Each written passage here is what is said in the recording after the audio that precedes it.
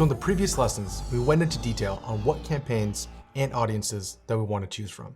For this, it's time to put it all together. So grab your media plan and let's build our first campaign. What we're seeing currently, we're in the ad account. No campaigns have been built, and it's time to make our first one. Go ahead and navigate over to the green Create. I want to build a prospecting ABO campaign, broad targeting. What does that mean? I'm going to select prospecting, optimizing for conversions, making sure it's an auction campaign, and choosing automatic bid. An ABO campaign puts the budget at the ad set level. This is important to know because Facebook has just released a CBO product. CBO stands for Campaign Budget Optimization. If you're familiar with running Google ads, and even if you aren't, it puts the budget at the campaign level and it evenly distributes the spend based upon where Facebook and their algorithm decides. In this case, I'm building an ABO campaign because I want to have more control at the ad set level. What we're currently looking at is auction or reach and frequency based. Reach and frequency is something we're not going to play with because you're just going to light money on fire, honestly. So on the left side, you have awareness, reach, and the middle consideration. We'll be living on the far right for conversions. Now, I do believe brand awareness and reach can drive traffic, but they're not always high quality looking to convert. And right in the middle, you have traffic, engagement, app installs, video views, lead generation, and messages. I do believe lead generation is important to use at times, but in our case right now, we're focusing on conversions to the far right. Conversions is something that you can always guarantee that's the highest quality consumer that Facebook can offer you. As we select this, it'll already tell you, show your ads to people most likely to take actions. And that's what we want. We want a consumer that's going to take action. That action is a conversion, purchase, lead, etc. It's going to ask me to name it. I'm not going to talk about the naming just yet because there's a clear naming convention that I'm going to explain to you shortly. For now, we're going to use a placeholder. Prospecting dash ABO, automatic bid campaign, dash, remember what our first campaign was? This is why we media plan.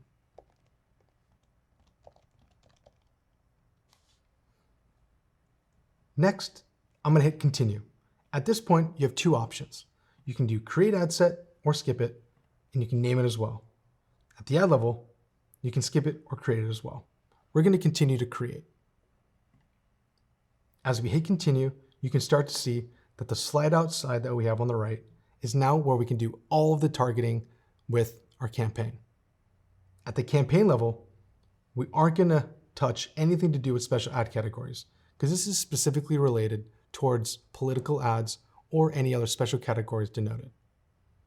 It's going to tell you the details, auction, optimizing for conversions, and if you hit the skip more button, it's going to be a campaign spending limit. Ignore this for now, it's not important. We aren't currently running any A/B tests, so we can skip that as well. And you see this little toggle at the bottom? What kind of campaign are we building? ABO, automatic bid. So we're going to ignore CBO or campaign budget optimization. If we were to hit this toggle, it would allow us to set the budget here. We're not doing this just yet. Navigate into the new ad set. And at this point, we have a couple of chances to do. First, choose where we're trying to target. Well, if this was an app, we would select it at that point. This is a Messenger, and it is a WhatsApp. Our pixel is here, but currently it's set up incorrectly. What happens? Well, I'm going to make sure to hit that X and find the goal that I want, which is purchase. At this point, now understands exactly where we want to point our ads. We want consumers that are looking to make a purchase.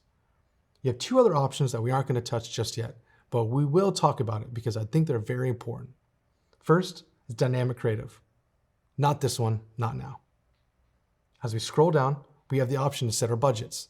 For this build, don't put the budget in just yet. We'll talk about how we allocate that.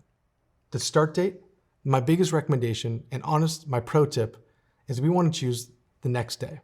Depending on which day you're launching it at, always choose the following day, just in case you don't launch it now.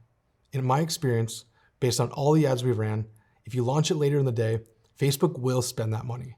It's going to accelerate it and you're not going to get the options that you want. So we set it for a day in advance and early in the morning. Choose it between 2 and 5 a.m. That way you're not starting at midnight.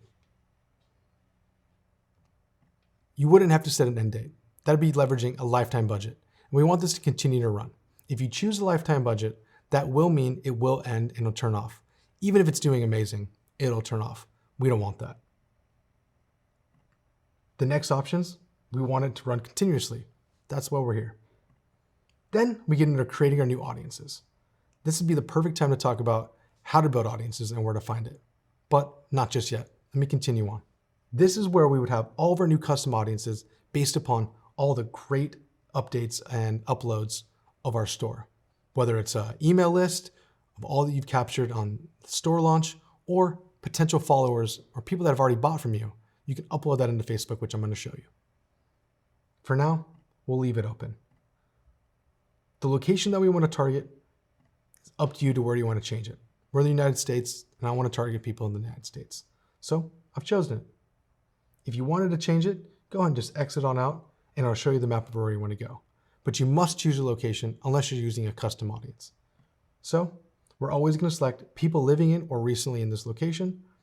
You can still get away with people that live in this location, but it's always good to include some that might have recently just left. I'll type in United States. And I'm going to continue on. The age range for this product, I believe, is still okay with 18 to 65. Now, there are some people that believe that they need to narrow down and limit the audience you're choosing from, but think about it like this. Every new audience or hurdle or bid, etc., that you put in front of Facebook, it's going to make it work even harder.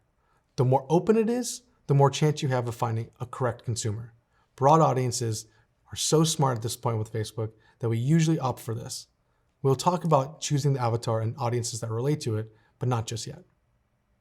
We're going to choose all genders. In this case, I think it's more specific if I were to target towards women. And detailed targeting is on. What does that mean? Well, if you do have some audiences you want to choose from, this is where you do it. You have broad, you have interest, or you have a lookalike. In this case, I'm going to keep it broad. There's a checkbox here that we usually always leave checked because it's going to allow for better performance. If we uncheck it, Facebook's going to lower our overall reach and potentially not find the customers that we want to reach. So make sure we check that in. All languages, we'll keep this the same. The options that you do have are English, all UK or US. We select all. Then we can continue down. We have automatic placements versus manual placements. I'm going to select manual placements just so you can see the differences there. Automatic placements means Facebook's going to make their choice and deliver your content, creative, and to the audience on any of their platforms, whether it's on Instagram, Facebook, or WhatsApp, and any placement. If I were to choose manual placements, then I'm going to select and isolate exactly where I want to deliver these ads. The only time we'd play with this is if we're starting to have specific creative for IG stories that does not fit or run on feed. And the differences there is when we talk about our dimensions. I'll get into that when we talk about creatives. So for now, you have plenty of options to choose from, whether it's Facebook newsfeed, Instagram newsfeed, Marketplace, video newsfeed, right column, Instagram Explorer. Again, the only importance here is if you're going to change the dimensions of your creative. For now, I want to create and keep it all placements and let Facebook choose for me. Lastly, at the bottom, in this campaign, I wanted all automatic bid, which means I don't want Facebook to limit myself by choosing a specific cost cap, bid cap, or target cost. All things are important to consider, but right now, I'm keeping it auto. And that's it. I'm at the ad set level. To sum up exactly what we just went through real quick, at the ad set level, you're able to choose what you're optimizing for, who you want to send it to, and what you really want to pay for it. Now we get to the ad. Make sure you select the correct Facebook page, and at this point, it might have another Facebook page that isn't the accurate one that you want to use. That's okay. Just go ahead and type in the one you want to target towards. If you've connected your Instagram correctly and your Facebook page, it'll automatically sync between the two. If you haven't, you need to navigate back towards your business settings and append both your Instagram handle and your Facebook page. Then you get to create the ad. You have two other options, which is use existing post. Use existing post is based upon you already have a potential winning creative or a creative that's already running, and you want to use that same in this campaign. Nothing's built, so we got to create it, right? We tend to not use Creative Hub Mockup because we always create our assets in a different tool, whether it's Canva, Pixlr, or something else. For now, we're going to keep Create Ad. Depending on the format that you want to run, we'll talk more when we get into the creative side, but you can choose a single image or video, a carousel, which is multiple images or multiple videos, or a collection. Great landing page experience, something we love to leverage.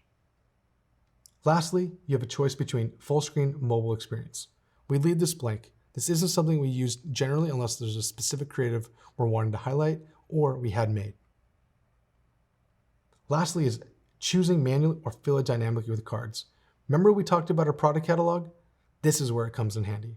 For now, we're not going to use it. Facebook does a great job and lets us prompt. We've already selected an image. Let's see what we got. As I selected it, it's going to prompt a couple of images that have already been uploaded to the account. If you have nothing, no problem. Here's what it would look like. I'll go to my asset holder.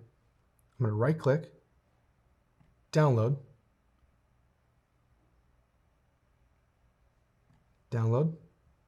and download. Cool. I got 3 images, just waiting for them to download. I'm going to navigate back and choose upload within Facebook. At this time, I'm hitting square just to make sure it's the correct one there. And it only lets you do it one at a time. So I'm going to hit open. And there's 2 other images that I want to use, so I need to go back and get them. Upload again. And now they're all uploaded here, so I'm going to select both of them. Oop, only gave me one.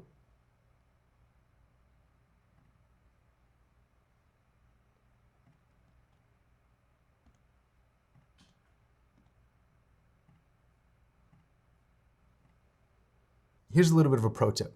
If you are working with a media team or designers, ask them to understand what your naming conventions are. So that way when we're doing reporting in the ad side, you have a clear way of what's working and what's not working. Here's what I mean by that. LS, UGC, FB3, 4x5.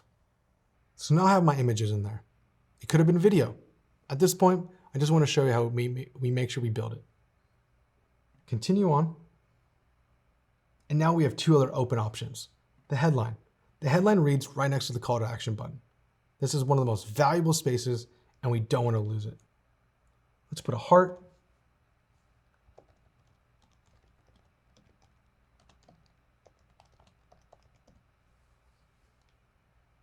Make sure you space it correctly.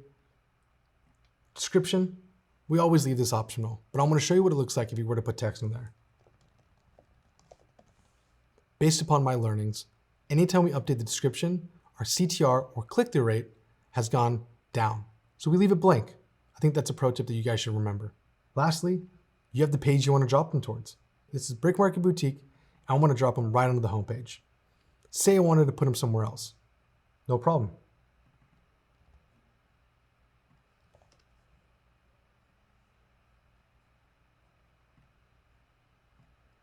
I'd simply find the page I want, locate it, and then paste it in.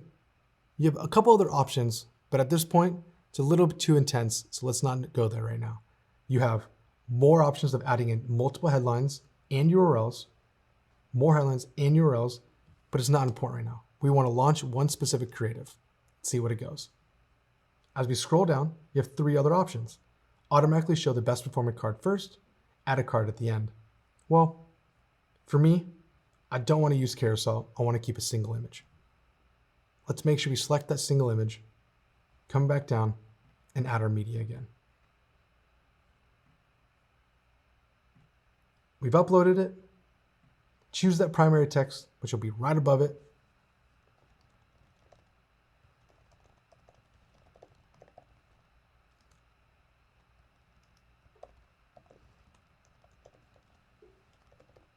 And awesome. On the right side, you can even see it populate.